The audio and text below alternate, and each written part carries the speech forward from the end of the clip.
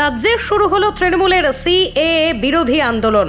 গত সোমবার দেশ জুড়ে লাগু হয়েছে নাগরিকত্ব সংশোধিত আইন সিএএ। এরপরই আনন্দে মেতে উঠেছে মতুয়া ভক্তরা। একদিকে রাজ্যের শাসক দল তৃণমূলের দাবি সিএএ নাগরিকত্ব কেড়ে নেওয়ার আইন, অন্যদিকে বিজেপির বক্তব্য ভুল বোঝাচ্ছে তৃণমূল। সিএএ আইন লাগু হবে শোনার পর থেকেই বেঁকে বসে বিজেপি বিরোধী রাজনৈতিক দলগুলো। শুক্রবার মতুয়াগড়, গাইঘাটার ঠাকুরনগর ঠাকুরবাড়ি থেকে শুরু হয় সিএএ বিরোধী প্রতিবাদ মিছিল। মিছিলে নেতৃত্ব দেন অল ইন্ডিয়া মতুয়া মহাসংঘের সংঘাধিপতি তথা তৃণমূলের রাজ্যসভার সাংসদ মমতা বালা ঠাকুর। এই প্রতিবাদ মিছিল শুরু হয় ঠাকুরনগর ঠাকুরবাড়ি থেকে ঠাকুরনগর বাজার পর্যন্ত। মমতা বালা ঠাকুর বলেন, দেখুন, প্রথম কথা যে আমরা যে আন্দোলন করছিলাম,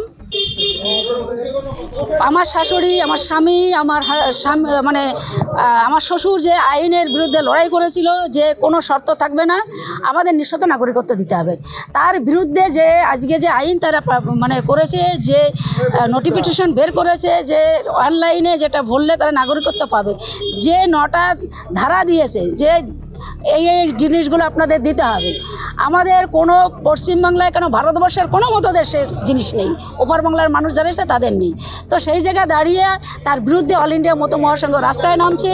এবং আরও বলবো যে শান্তনু ঠাকুর যে মতুয়াদিনের সিনিবিরি খেলছে, যে মিথ্যে প্রতিশ্রুতি দিচ্ছে, আমি বলবো যে এই মতুয়াদের একের পর এক প্রথম রাজনীতিতে এসে সে বলেছে যে আমি ভোটে দাঁড়াবো না, ঠাকুরবাড়ি রাজনীতি মুক্ত করবো, কিন্তু সে ভোটে দাঁড়ালো এবং আজকে আধার কার্ডটা কেটে দিল, সেখানে কোনো কথা বলেনি। আবার যে আজকে যে এনআরসি নিয়ে নিঃশর্ত ছিল, সেখানে ও বলছে যে এটা কোনো শর্ত নয়, নাগরিকত্ব সবাই পাবে। তাহলে এই যে 9টা আইন, এটা কেন আজকে তাহলে দেখালো? ওই ধারাগুলো একটার পর একটা লিখে দিয়েছে, কেন দেখালো? এবং আপনি দেখছেন যে আজকে লাইসেন্স আমার, এই মতো মহাসংঘর যে লাইসেন্স, সেটা অল ইন্ডিয়া মতো মহাসংঘে আমার রিটার্ন ফাইল আমি করি, সেখানে আজকে 18 সালের পরের থেকে 19-এর থেকে আজ পর্যন্ত একটা টাকাও, দুটো পরিবার তার সমান ভাগ হওয়া উচিত, কিন্তু তারা আজকে শান্তনু ঠাকুর একটা টাকা আমাকে সেখানে দেয় না। মেলায় যে টাকা হয়, মন্দিরে যে টাকা, সেগুলো নিয়ে তার একটা টাকাও এই পরিবারে আমাকে দেওয়া হয় না।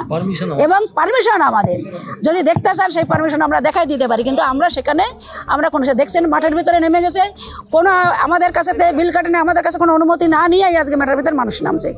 তার প্রতিবাদ মানুষ করবে। ঠাকুরনগরের মানুষ জেগে উঠেছে, মতো সমাজ জেগে উঠেছে যে এই অন্যায়ের বিরুদ্ধে আমাকে লড়াই করতে হবে। আমরা আজকে মিছিল আমরা ঠাকুরবাড়ির থেকে শুরু করেছি, আমরা সবেদা দলে করে ওখান থেকে ঘুরে আবার আমরা রেল লাইন হয়ে আমরা ঠাকুরবাড়িতে এসেছি, এবং এর পরের থেকে সারা পশ্চিমবাংলার সব জায়গায় আমাদের এই প্রতিবাদ সভা চলবে। বাহ, তাহলে তো সেই একই জিনিস হয়ে গেল। তাহলে তার কাছে আধার কার্ড আছে, তাহলে সমগ্র মতো সমাজের কাছে আছে, তাহলে তাদের জন্য সে করছে কি? নিজের বেলা ঠিক, আর অন্যর বেলা তাকে পথে বসানোর রাস্তা। তাহলে শান্তনু ঠাকুরই তো আজকে শিখিয়ে দিল যে আমার কাছে আধার কার্ড আছে, সব কিছু আছে, তাহলে আমি কেন তার জন্য অ্যাপ্লাই করবো? তা আমরাই বা কেন অ্যাপ্লাই করবো? তাহলে আমাদের ঠাকুরের ভক্তরা মতোরা কেন অ্যাপ্লাই করবে তার জন্য? তাহলে আজকে কি মিথ্যে প্রতিশ্রুতি দিচ্ছে শান্তনু ঠাকুর? কোথায় নামায় নিয়ে এসেছে আমাদের? নিজের বেলায় অ্যাপ্লাই করবে না, অথচ অন্য মানুষ অ্যাপ্লাই করবে, তার জন্য বেনাগরিক হয়ে যাক তারা। আপনার শান্তনু ঠাকুরের কাছে প্রশ্ন করুন, তাহলে তো যারা ভারতবর্ষে যারা মতোরা আছে, যে পশ্চিমবাংলার কথা বলছে, তাদের কাছে Aadhaar card, voter card, PAN card সবই তো আছে, তাহলে তারা কেন অ্যাপ্লাই করবে? কি কারণের জন্য অ্যাপ্লাই করবে তারা?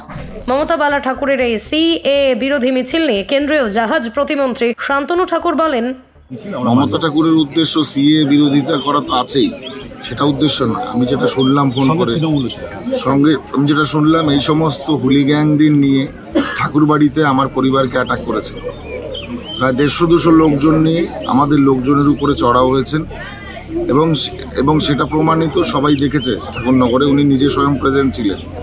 তো ওনাকে অভিষেক বন্দ্যোপাধ্যায়, মমতা বন্দ্যোপাধ্যায় যে পোস্টটা দিয়েছে, রাজ্যসভার মেম্বার করেছে, সেটা শুধু এই দাদাগিরি মস্তানি করবার জন্যে।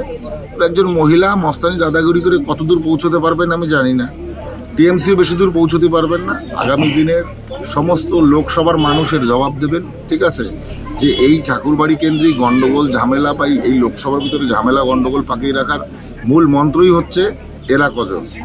তো আমি মনে করি এ সমস্ততে কিছু হবে না। মানুষ সিটিজেনশিপ পেয়েছে, সিটিজেনশিপ মানুষের প্রথম অধিকার ছিল সেটা ভারত সরকার পূরণ করেছে। এ নিয়ে আর কোনো পুরো দ্বিমত নেই। রাজনীতি করছে। রাজনীতি শুধু নয়, ঠাকুরবাড়িকে ক্যাপচার করার একটা পদ্ধতি এটা, ওটা দেখানো যে আমি লোক জোগাড় করে এই করলাম, মুখ্য উদ্দেশ্য। আপনারা গিয়ে জিজ্ঞেস করুন না যে ঠাকুরবাড়ির সদস্যদের অ্যাটাক করছেন কেন আপনি লোকজন নিয়ে এসে, এটা কি আপনার উদ্দেশ্য ছিল? মমতা বন্দ্যোপাধ্যায় কি আপনাকে এই করার জন্য দিয়েছে সাংসদ পোস্টটা? উত্তর 24 পরগনা থেকে শান্তনু বিশ্বাসের রিপোর্ট, বিশ্ব টাইমস। ফিরবে হুঁশ, জাগবে মানুষ।